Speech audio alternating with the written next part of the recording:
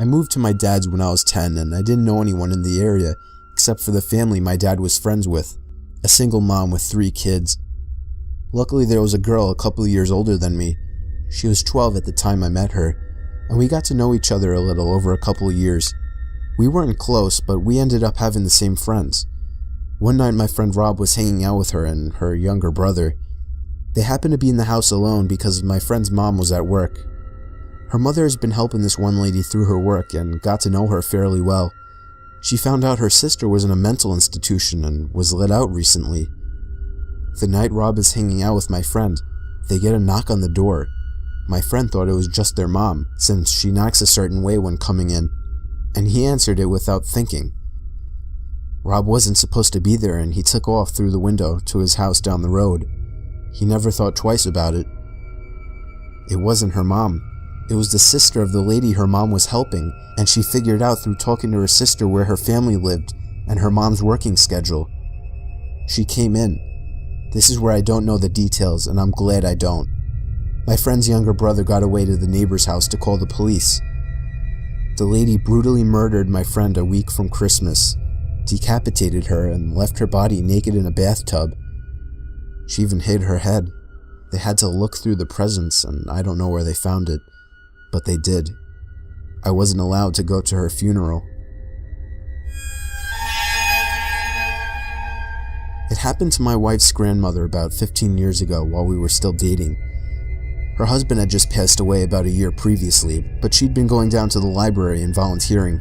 It was exercise and socialization. This was in the winter, so her walk back was while it was getting dark. The library closed at 5 and there was some extra stuff to do before everyone actually left. And on this particular night, she turned down a ride from another volunteer because she needed to stay in shape. The house is about a mile away through some lightly wooded area in South Texas, and as she's about halfway home, she notices someone behind her. He's walking the same direction and gaining on her, which in itself isn't all that particular. She's old and thus not particularly fast, but in this case he seems vaguely sinister. They keep walking. Pretty soon he's right behind her. Then he falls into pace, just staying behind her. Now she knows something's up. But she's almost home. She can see the top of her driveway coming up, and she leaves her lights on so it'll look like someone's home when she's walking in. She just needs to make it another 150 yards, then 100. All that time, she said he was so close that she could feel his breath on her neck. Around maybe 50 yards, it happens. A strong hand on her shoulder. "Okay, bitch, don't turn around and hand over your purse or I'll cut you."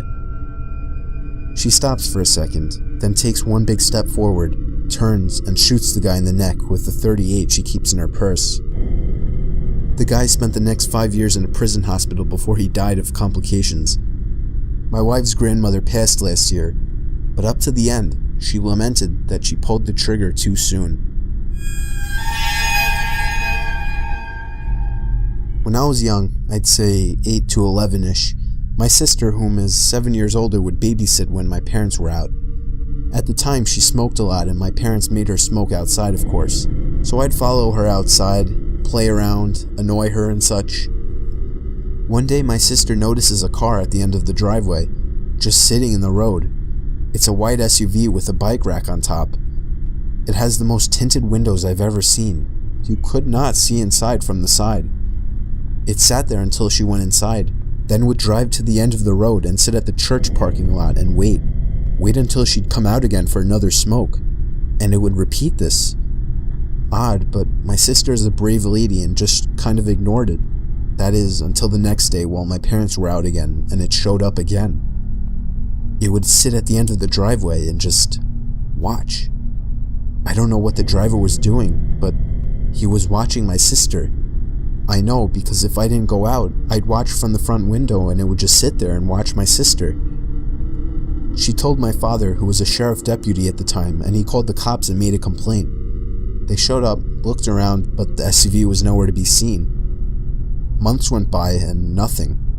Then one day, a good 9 months after this had all started and around 4 months since the last sighting, it was back. It became a regular occurrence. Another day, my sister was outside doing her nasty habit, And sure enough, here it comes. This time we were all alone as usual, and she decides she has had enough. She tells me to stay in the carport and she's gonna go confront them. She starts walking toward the SUV, and halfway down the driveway, she would later remark to us, "I felt utter terror, like I knew if I went any further, I was dead. I was paralyzed by pure fear." She turned around and went inside. Finally, the family car was in the shop for some kind of issue, so we were all stuck home for the night. While my parents are home, my sister goes outside to smoke. I go outside with her, and eventually the SUV shows up. She tells me to run inside and tell my father, and I do. My dad promptly gets his gun and starts briskly walking down the driveway with it in hand, in the direction of the SUV, but not leveled towards it. The SUV floored it down the road and peeled out onto the nearby large highway. My dad, being a cop, noted the year and model and distinguishing features.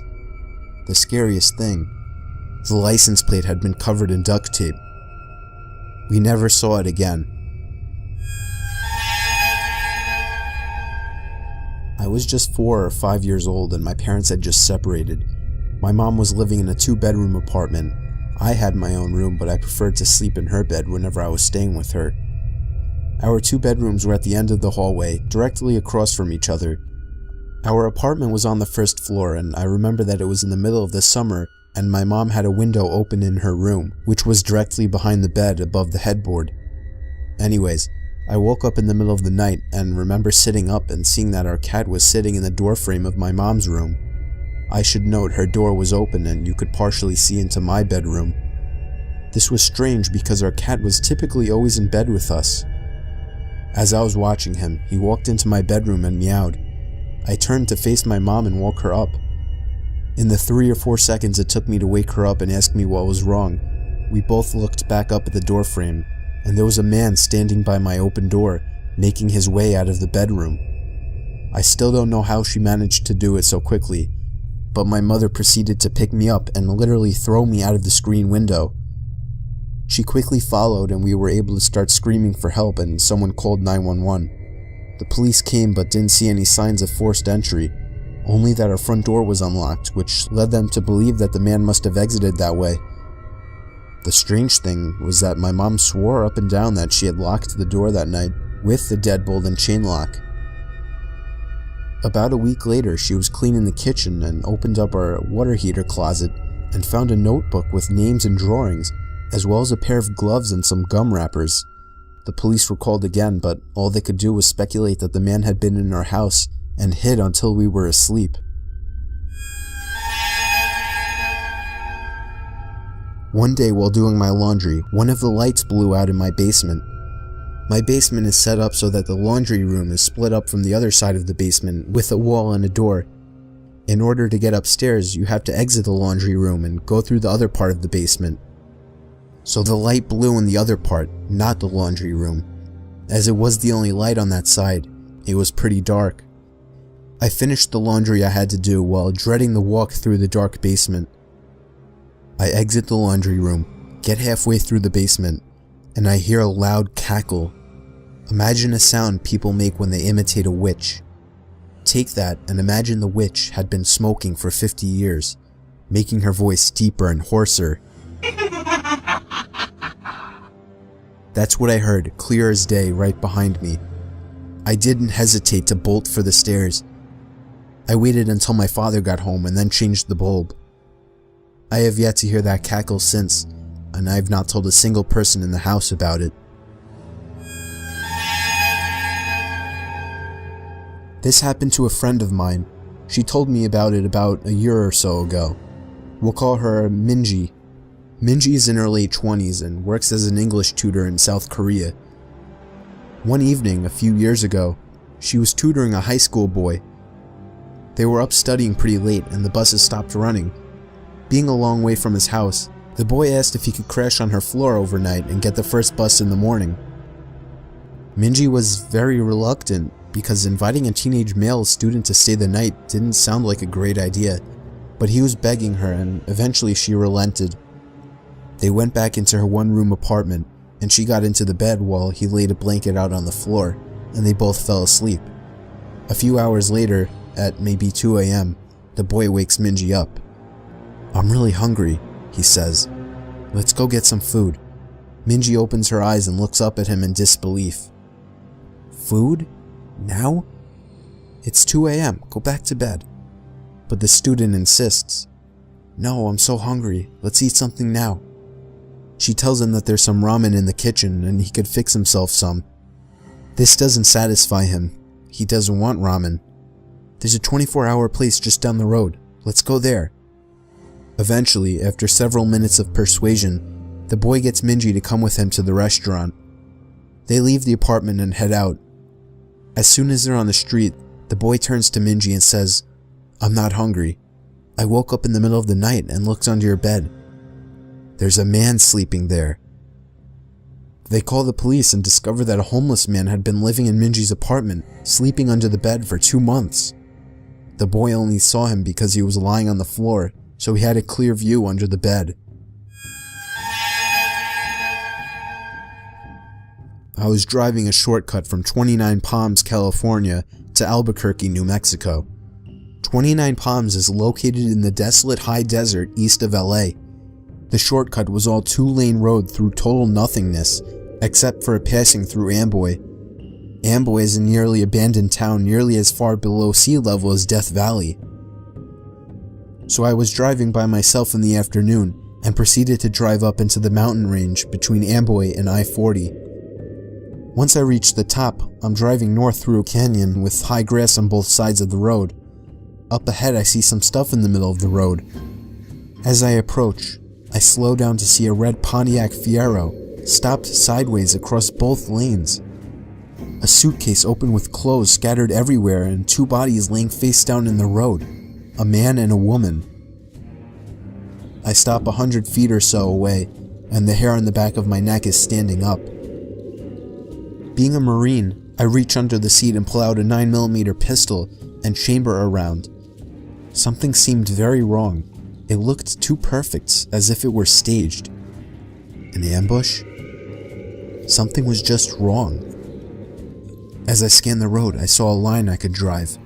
Past the guy in the road on his left, swerve to the right of the woman, behind the Fiero, and I'd be on the other side. I dropped it into first gear, punched it down, and drove the line I planned. I passed the back of the Fiero without hitting it, or either of the bodies in the road. I continued forward a couple of 100 feet and slowed down, so I could breathe and let my heart slow down. As I looked up into the rear view mirror, I saw that the 2 bodies had gotten up to their knees, and 20 or so people emerged from the tall grass on either side of the road by the car and bodies. At that moment, my right foot smashed the gas pedal to the floor, and did not let up until I had to slow down for the I-40 East on-ramp. I will never know what would have happened to me had I gotten out of the car to check on the bodies, or stopped my car closer to them.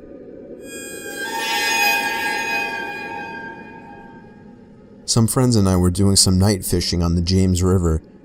We were sitting along the shoreline with a nice fire going, accompanied by the usual idle talk and a few beers, when suddenly, everyone just stopped talking, like a switch was flipped off. We were all staring across the river and felt as if something, or someone, was staring back. It was a very uneasy feeling, to which some of the group tried to shake off with typical macho humor, when a blood-curdling sound erupted from the other shore that froze everyone in their tracks.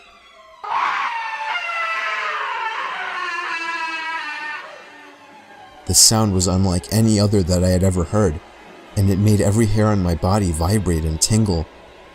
The only way I could describe it is it sounded like a wild person with no language skills being gutted alive. No words, just this high-pitched, blood-curdling scream. Nobody moved or said a word. We all just sat there fixed in our stare, when just as suddenly, a second scream was let loose with even more force than the first.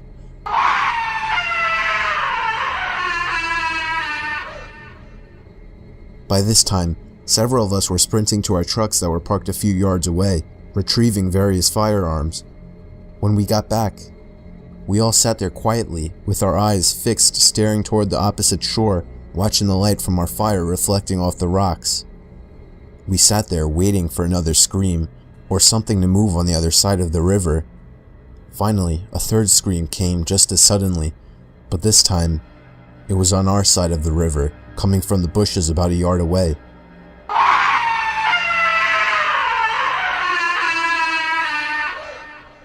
We all hightailed out of there, leaving most of our stuff behind.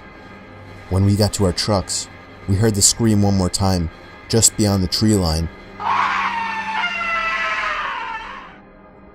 We all floored it the hell away from there, and never found out what was making the sounds.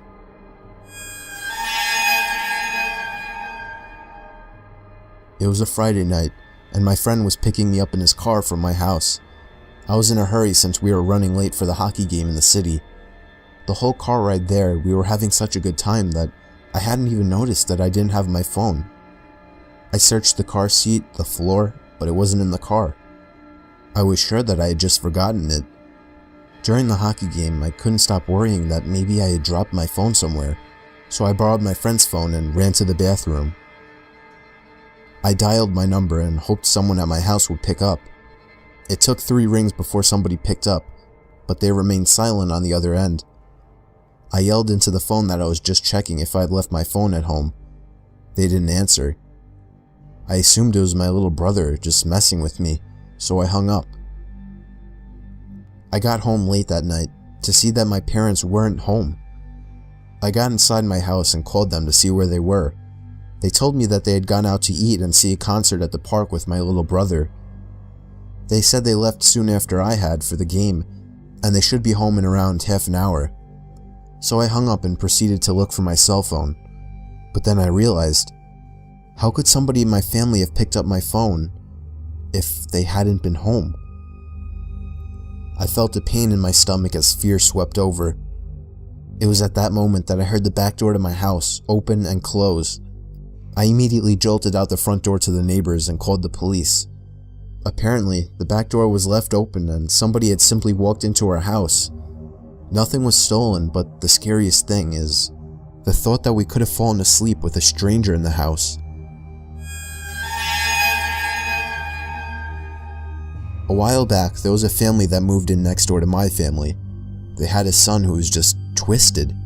He was obsessive over slasher movies and always wanted me to talk about shit that happened during my time serving in Vietnam that no normal person would want to hear.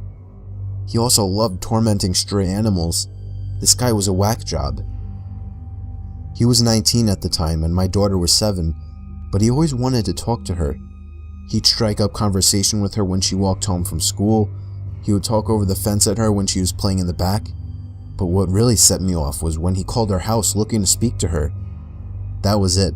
I went over and flipped shit at him and his parents. Told him to stay the hell away from her and I'd better not ever see him again. That's when things got weird. My daughter was always a little imaginative and paranoid. She would think there were monsters under her bed and whatnot, so when she told me there was something living in her closet and she was too scared to get up and tell us at night, but it wasn't there in the daytime, we blew it off as no big deal. A few weeks went by and one night my wife and daughter were staying at my mother's for a girls' night. So I turned the key on the HBO box and watched me some movies, eventually falling asleep downstairs. At around 2 a.m., I get a call from my neighbor with a creepy son telling me something along the lines of, "We saw that you were up, so we called. Our son is missing. I went by his room to use the bathroom and his door was open, which isn't usual, and there was no sign of him. We need help looking for him." The phone call woke me up though. I wasn't up. So I asked why they thought I was. "Oh, we saw you walking around upstairs and the light is on." My blood ran cold as ice. I'd been passed out on the couch and I know no one turned any lights on. I hung up on them, ran outside to my truck to grab my shotgun, but noticed the sheriff pulling up to my neighbor's house by this point. I booked it over and told him there was someone in my house, and now I could see the lights in my daughter's room were on, and there was a silhouette pacing back and forth. When the deputies went in, they found the neighbor boy there waiting in my daughter's room with a nice little setup in her closet. He said he liked to watch her sleep in the moonlight